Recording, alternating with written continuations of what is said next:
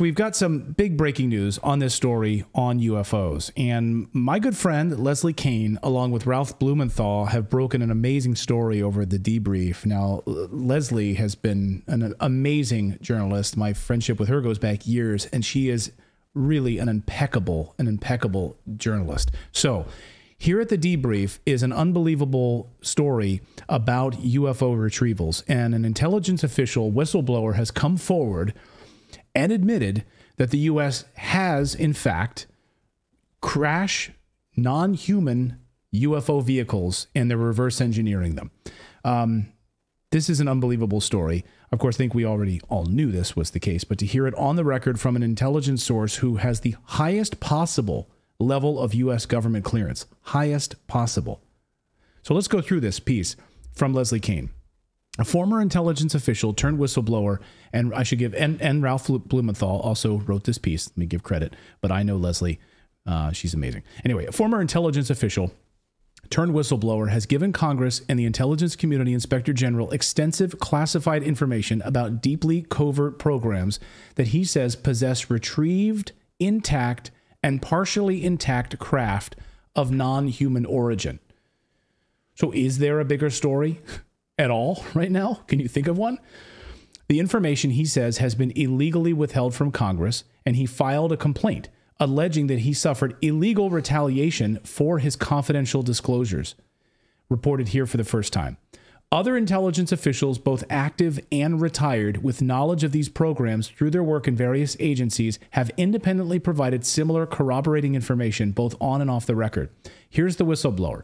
This is David Charles Grush, 36, decorated former combat officer in Afghanistan, veteran of the National Geospatial Intelligence Agency, NGA, the National Reconnaissance Office. He served in the Reconnaissance Office's representative of the United Aerial Phenomenon Task Force, Unidentified Aerial Phenomenon Task Force, from 2019 to 2021. From late 2021 to July 2022, he was the NGA's co-lead for the UAP analysis and its representative to the task force. There's Grush. Again, the highest level of government clearance possible. The task force was established to investigate what were once called an unidentified flying objects, or UFOs, are now officially called unidentified anomalous phenomenon. They changed the name, which is part of a, you can call it a PSYOP if you like. The task force was led by the Department of Navy under the Office of Secretary of Defense for Intelligence and Security. It has been reorganized and expanded into the All-Domain Anomaly Resolution Office to include investigations of objects operating underwater. Grush said that the recoveries of partial fragments through and up to intact vehicles have been made for decades, he says, through the present day by the government, its allies, and defense contractors. Analysis has determined that the objects retrieved are of exotic origin, non-human intelligence, whether extraterrestrial or unknown origin, he says, non-human, and they're not from Earth. Based on the vehicle morphologies and material science testing, and the possession of unique atomic arrangements and radiological signatures, he said.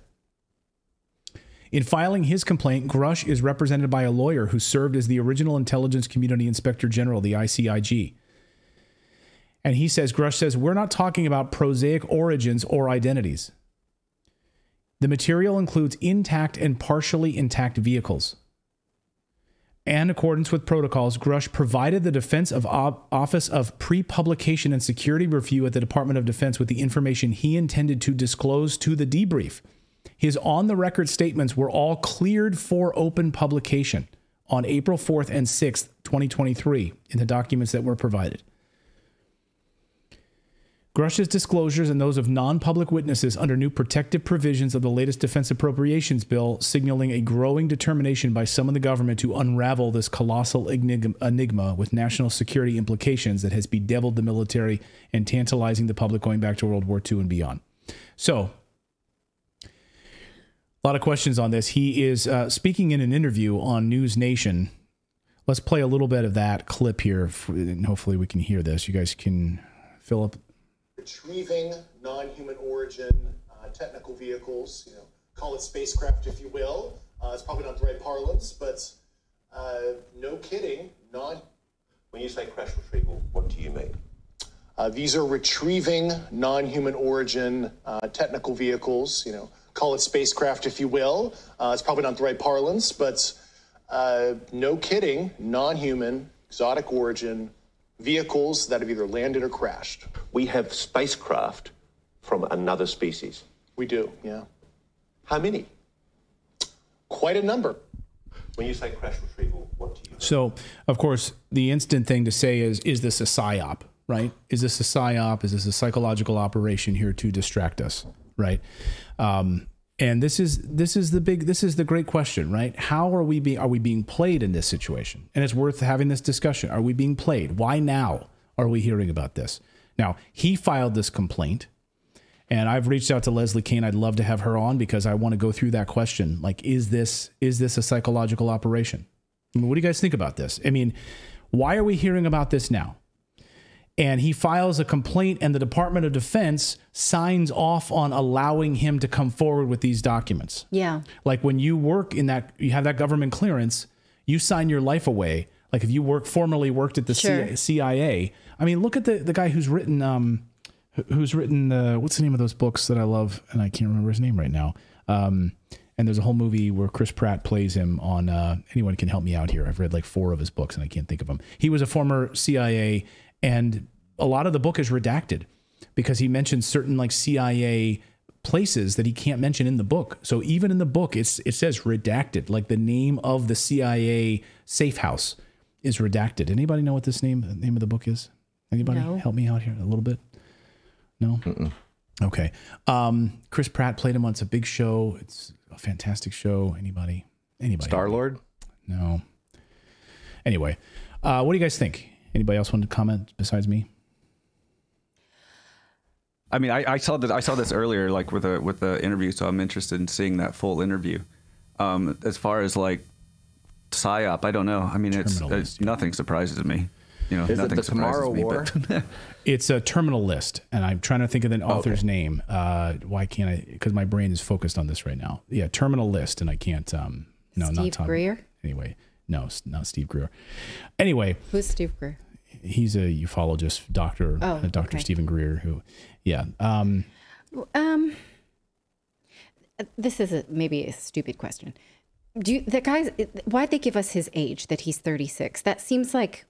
Do you rise up in the ranks that fast? Like, do you think people that young are working on things like this? Yeah. I mean, look at Bob Lazar. Bob Lazar, I mean, who worked at Area 51 in metallurgy and rocket and physics and chemical engineering was brought into Area 51 in, I think he was like 19 or something in Las Vegas. So you have these young, brilliant people. I guess I sort of think that it's only like Jack Carr. Thank you, Jack Carr. That's who I couldn't think of, the author of the Terminal List.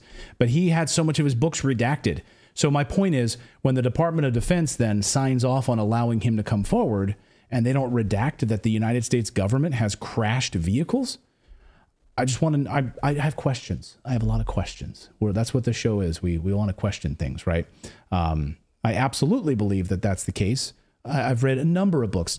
Colonel Philip Corso, who on his deathbed admitted, of course, that he was working on this, that he was put in charge of this program where they were reverse engineering these craft.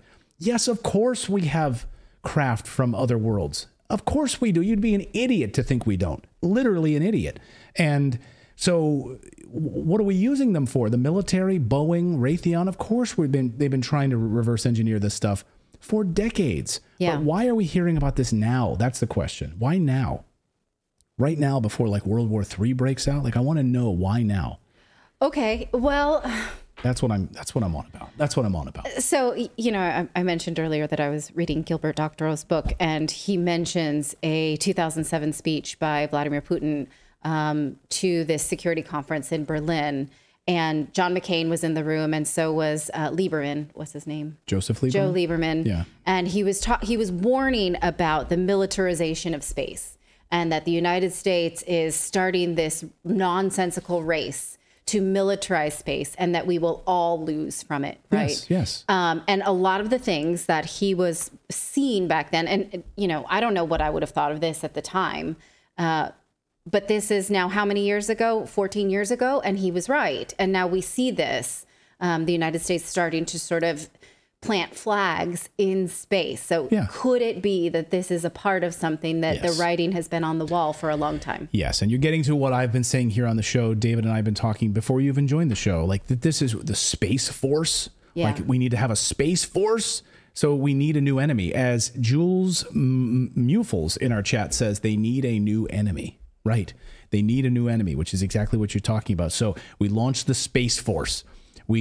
China's going to the moon. Now we need to battle them on the moon. Yeah. We need an enemy in alien technology, you know, and all of this. Go ahead, David. And with an invisible boogeyman, they can get blank checks. Because it's like, what does it cost to fight something in space? There's no way they can figure out the amount. It's just like, we just need whatever we need. We need whatever we need, and you can't measure it because you don't have a spacecraft to go up and see if we're building it. We're telling you we're building it. So we're going to use this now. We're going to say that they are adversarial. Mm-hmm. We're going to say that they're dangerous. That's what's going to happen. They're dangerous to humanity. They're going to tell us that. And they're dangerous, and we need to start spending billions of taxpayer dollars to defend ourselves. We're going to use that as a boogeyman. Yeah. That's why Senator Mark Rubio is very concerned about the what are these craft doing to us? They are so far more advanced. I mean, the people that have worked on these projects who've come forward, we don't even have any technology that anyone gets anywhere close to being able to even analyze what they're made of and using. And if they wanted to do something to us, they would have done it to us a long time ago. So I think it's a fascinating story. Anyway, this News Nation interview is going to happen with Elizabeth Vargas and with this whistleblower. I just want to play this interview, this little clip one more time. This is David Grush.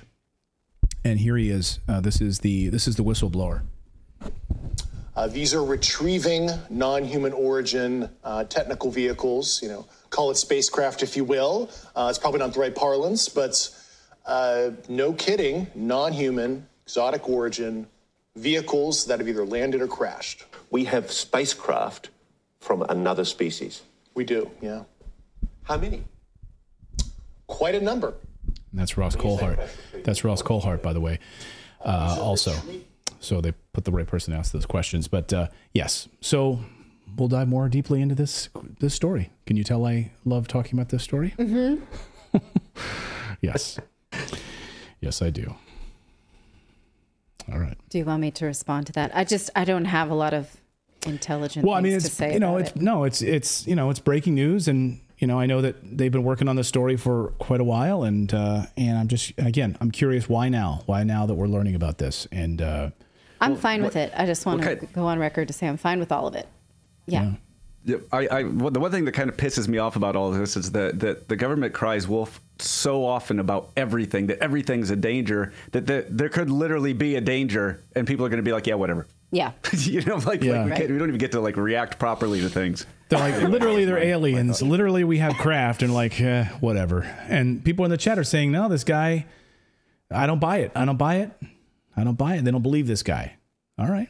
Let us know your thoughts in the chat. I'm asking you for your thoughts. That's why this is it's a two-way street. I want to hear what you guys think. You guys are very smart people who watch our show. The thing is, my level of existential threats come mostly from global governments. Right. And so if there's an existential threat beyond that, like I throw my hands up. I got no power to vote out alien influence. Well, and that's what they want. They want you to start believing that it is an existential threat. And, that's to our point. They're going to start raising money so that they can battle against it, Yeah. So there you go. Thank you so much for watching this segment here at Redacted. We are live every day at 4 p.m. Eastern time, trying to share the stories that the mainstream media will not cover. You should also come over and join our community of Redacted Rebels over at redacted.inc. That's our private locals community where we can share exclusive content that we simply cannot share here on YouTube. Come over and join the rebellion together right now by going to redacted.inc. We'll see you next time.